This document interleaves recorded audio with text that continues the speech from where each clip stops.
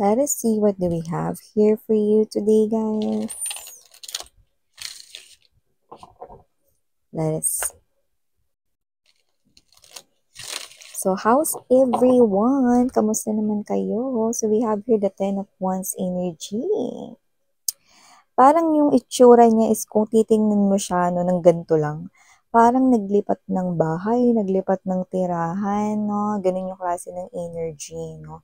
May nag-alasabalutan dito. Okay? Pero kung sino tong nag-alasabalutan dito, no, parang nabibigatan siya sa isang situation. This is the type of energy right here na gusto nang ibagsak ang kanya ritong burden, no? Yung kanyang sitwasyon na nahihirapan daw siya, gusto niya nang matapos. So it looks like there's something here difficult for this energy. Let's find out.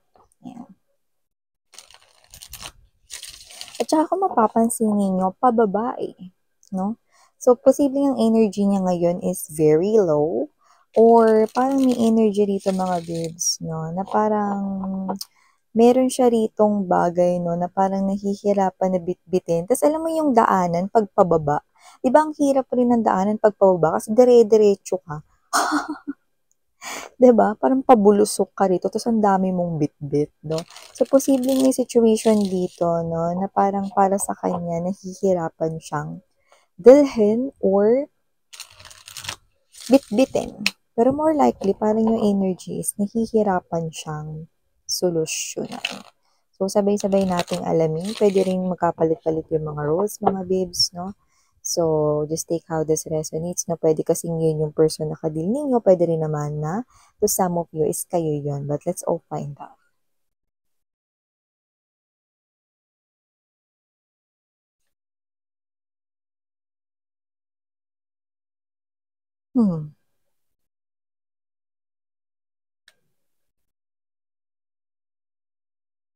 Five of Swords, Nine of Coins.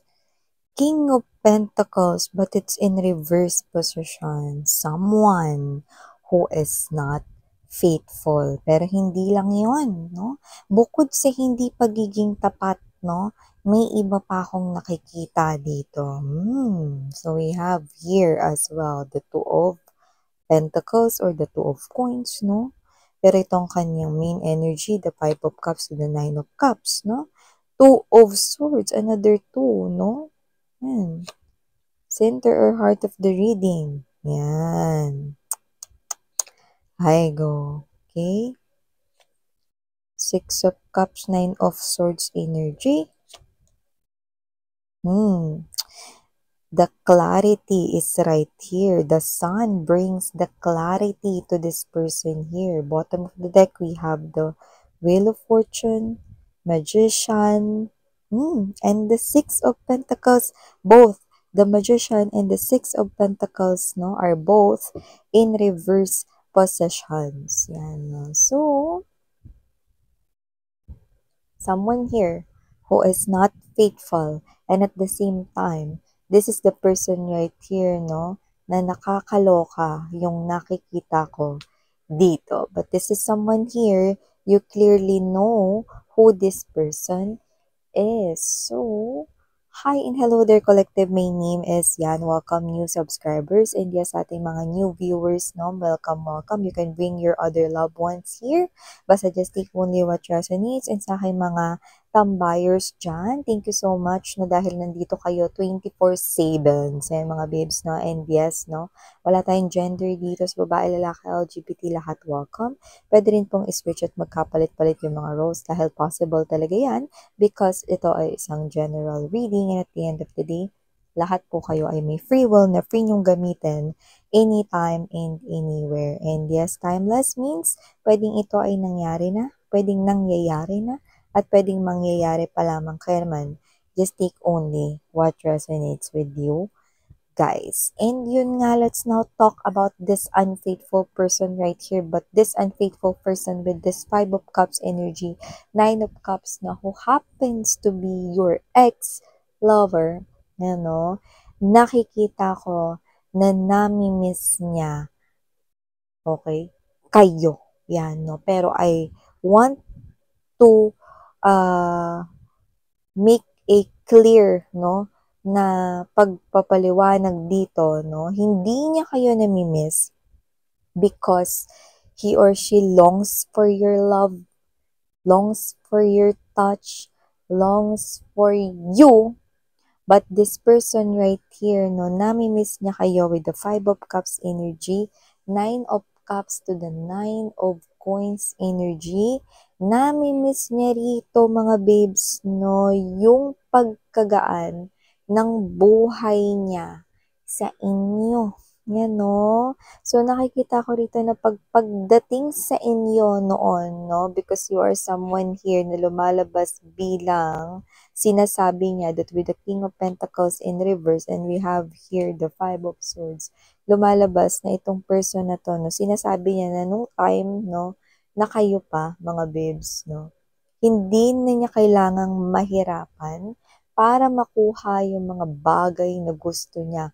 Kabilang or kasama na rin doon ang kanyang mga luho, kagaya ng posibleng hindi kayo mahirap hiraman ng pera or hingian ng pera.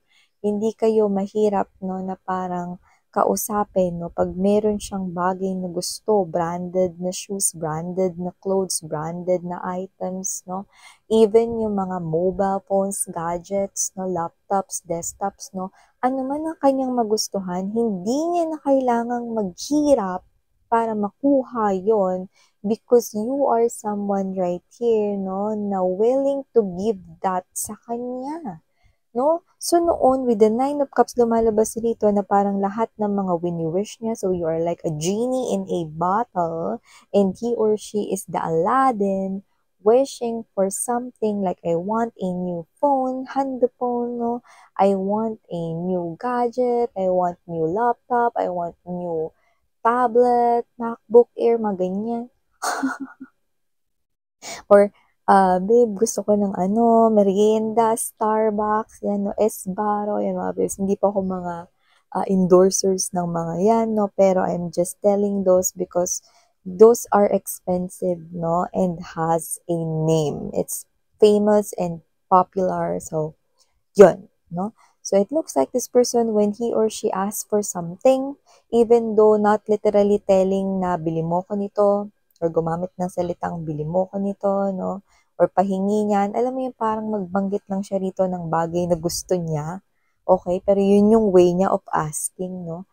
Antimano, bibilhin mo yon, pag-iipunan mo yon, no? So, nakita ko dito mga babes na hindi kayo rito yung someone na pinapatagal ninyo, no?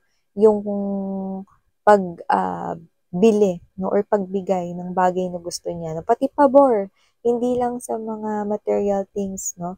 Pwede rin na, babe, malilate na ako mga 1 hour kasi ganito, ganyan, no? So, ikaw, very generous ka na, very understanding ka pa. So, lumalabas dito na lahat ng mga hinihiling niya rito, nabibigay ng ganun lamang kadali. Nung kayo pa, no? These are the memories, no, na iniisip niya ngayon, no? So, namomroblema siya rito kasi posibleng meron siyang kakonik dito, but with the 2 of Swords energy, 2 of Pentacles na Page of Wands, okay, kung may kakonik man siya, nahihirapan siya, no? Nakikipagmatigasan pa muna siya, no? Kailangan niya muna rito, mga babes, mag-effort, okay? Bago niya makuha yung gusto niya rito. So, in short, sinasabi niya sa akin dito na mahirap or pahirapan na makuha niya yung mga bagay na gusto niya dun sa bago niyang kakunik. Kaya naalala niya kayo ngayon, no? So, sakit sa ulo niya itong tao na to kasi pagdating sa mga bagay na hinihiling niya, palaging may preno, palaging may delay. Yun yung nakikita ko rito, no? So, kung sino man tong energy na to, nakikita ko rito, no, na medyo nahihirapan siya, no? Pero ano ba namang mahirap dito, 'di ba? Pag meron kang bagay na gustong bilhin, no, eh, bilhin mo gamit yung sarili mong lakas, gamit yung sarili mong kakayanan, no, gamit yung sarili mong pera, 'di ba? Huwag mong hingin sa iba, 'di ba? So, ganun yun, eh, no? Lumalabas kasi rito, mga babes, no, na parang gusto niya na mapadali yung buhay niya, gusto niya na hindi na siya mag-isip dito, gusto niya na hindi na siya mag-ipon kasi para sa kanya, hirap mag-ipon, no? So, nakita ko dito that with the King of Pentacles energy, hindi siya marunong mag-ipon at pag may pera siya, labas agad. 'Di ba? So, ganun yung klase ng energy rito, no? Hindi siya sanay na siya yung gumagastos ng mga bagay na gusto niyang bilhin. Hindi siya sanay na siya yung nagbibigay ng mga bagay na gusto niya rito, no? Tapos yung luho niya pa rito, mahal, 'di ba? Eh dahil sobrang mahal mo siya noon, no? Mahal rin tong mga binibigay at binibili, ginagawa mo para sa kanya. Na may mga nakita pa ako dito, nag-absent pa talaga kayo, no? Dahil dito sa person na ito, no? Dahil posibleng noon may hiniling siya rito, no? Na posibleng ibinigay mo or favor yun, no? See, countless or napaka-numerous talaga, no? Marami na kayong nagawa with this person, kaya kayo ang naiisip niya ngayon, no? Hindi niya naiisip yung feelings niyo, no? Noon, hindi niya rin naiisip rito, no? Yung, ah, lahat ng mga parang memories ninyo na may kinalaman sa love or whatever, ito yung malinaw na memories niya ngayon, no? Nami-miss niya yung mga bagay na mabilis lang niyang nakukuha dahil sa inyo. Naku, kung si collective yung kakonek ko, hindi ko na kailangang paghirapan na ipunin tong bagay na to. Konting sabi ko lang dun, konting lambing ko lang dun, yan. So, parang sinasabi niya rito na, this person here use you in the past, no, to get all of the things that he or she desires, 'di ba? So, nakita ko rito na talaga namang, ano ha, napakawala naman itong ano 'no, hiya. Kasi kung sino man 'tong energy na 'to na hindi siya nahihiya rito, panay siya rito hingi, panay siya rito tanghod 'no. So, nakakaloka na naalala niya kayo pero ito pa talaga yung naaalala niya 'no. So, parang nakikita ko rito, para sa kanya isa kayong gripo 'no, na naglalabas rito ng unlimited na pera pambili ng mga luho niya 'no. Or pagdating sa inyo, hindi niya na daw kailangan mahirapan, yan 'no, klarong-klaro sa isipan niya yan with the Sun. And with the Wheel of Fortune right here and the Magician in reverse and Six of Pentacles energy, nakikita ko that this person right here is considering his or her situation right now as tough or mahirap, no? Parang hindi niya rito magawang mabola-bola yung third party, no? O hindi niya rito magawang magamit yung kanya ritong modus na talent hindi umuubra daw, no? Kaya with the Six of Pentacles energy, no, yung mga tricky words, yung mga sweet words, no, para makuha niya yung mga bagay niya hindi nangyayari, no, and that is the block in here. So, yung charm niya hindi nagwo-work sa third party, lalo na pag meron siyang gustong bilihin. Yan, no? So, in short, he or she is dealing with someone who is tough daw, pero mukhang etong person na 'to 'no, is someone here na hindi rin talaga naglalabas ng pera 'no, ng basta-basta, ayan 'no. Kaya kung sino man yung third party, kung may ka-connect man siya, nahihirapan siya na cooperate yun sa kanya lalo na kapag may bibilhin or may gusto siya rito 'no, na pansarili niya lang 'no. So yan 'no.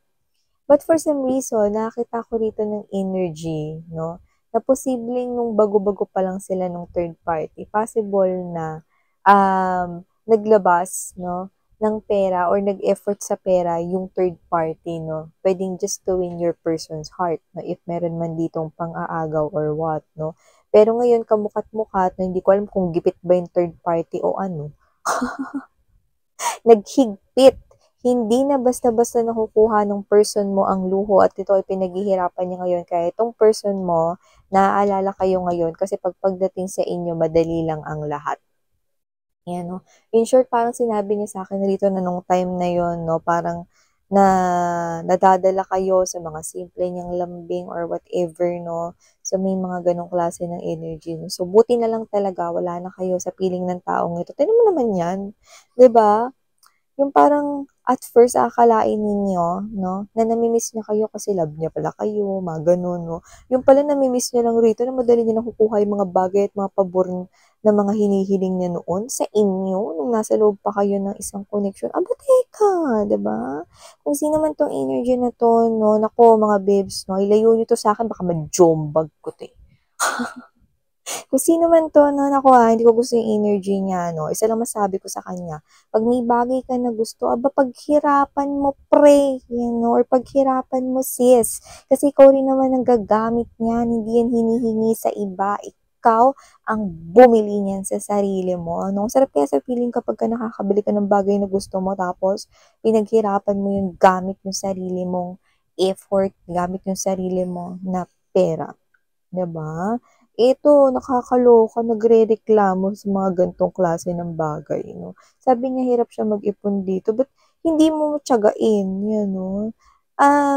Alam mo mga babes, kung sino man 'tong energy na 'to 'no, itong pagiging maluho niya, ito yung nagiging dahilan kung ba't hindi siya nakakaipon. Hmm. Okey, so 'yan mga babes yung nakuha natin dito. Kakaloka 'to. Energy na 'to, naalala kayo dito pa talaga sa aspeto na 'to 'no, bilang nanay ninyo 'no, paisa lang talaga 'no, sapakin ko lang talaga 'to sa gums, you know. Okay, so ito yung mga mensahe here for you. Thank you so much again. I'm your Yana, Oni Yana Nuna, Sarang Hiyo, Love in Light. Ano